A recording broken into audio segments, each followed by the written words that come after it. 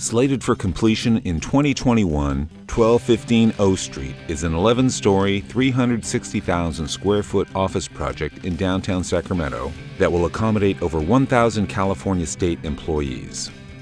It's designed to integrate with the neighborhood and foster a sense of community.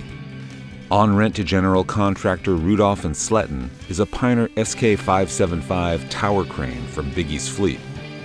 The erection of this unit was assisted by a LinkBelt HTC8675 80-ton truck crane and a Grove GMK7550 550-ton all-terrain crane.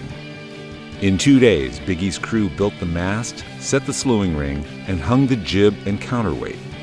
This hammerhead tower crane stands at 213 feet height under hook with a jib length of 213 feet.